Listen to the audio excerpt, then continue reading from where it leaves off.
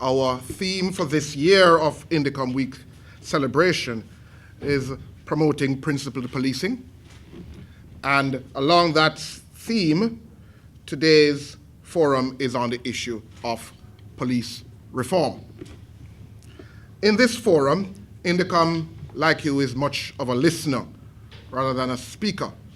We have put together this distinguished panel because we are desirous of hearing their views on this topic. And you may very well have already have heard some of INDECOM's views over the past 6 years regarding the issue of police reform.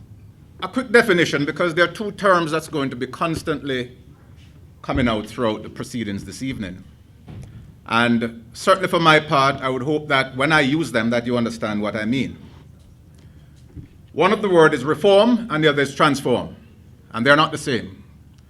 I think we use them idly and interchangeably, and they are two entirely different things. As I understand it, when you reform anything, an entity, organization, it's when you look at its policies, processes, etc., and you improve upon them, sometimes through technology, through whatever the change in circumstances, and you merely improve upon them. But when you transform an organization or an entity, you literally have to be born again. You have to start from new with new policies, new procedures, and so on. So it's an entirely different thing. A history of violence creates within us a DNA of violence. This is an area that people have been very scared to tread, except when you work in neurobiological anthropology, like I do, you go there because you're certain. Because we get bodies to scan and we can look at the damage that violence does to the body and to the brain and so forth. So we don't have to see it as controversial. It's the people who haven't studied the area make a controversy out of it because they haven't seen the scans. But we know for sure that people actually store the ability to defend self and pass it down through generations through their genes.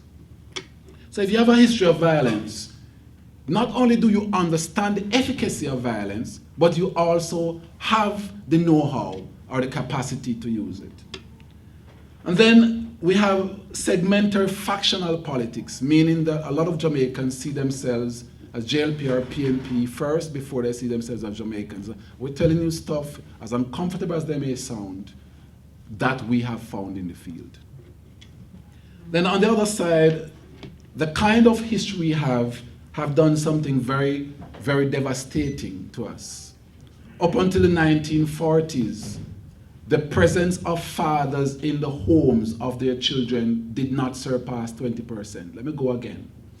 Up until the 1940s, the presence of fathers in the home of children, as in when you take 10 children and ask them where are their fathers, it was like 1 out of 5. Today we are 2 out of 5. So we may laugh at ourselves, but this is our reality. And every time we look at what's happening, an environment in which policing is done, these are some of the stuff that we have to look at. So Jamaica's father presence in children of early childhood age, meaning birth to 8 years old, is 41%, highest has been in history.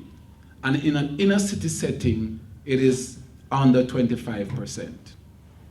Okay? These are some of the issues in the old car. That's what we're looking at a little bit.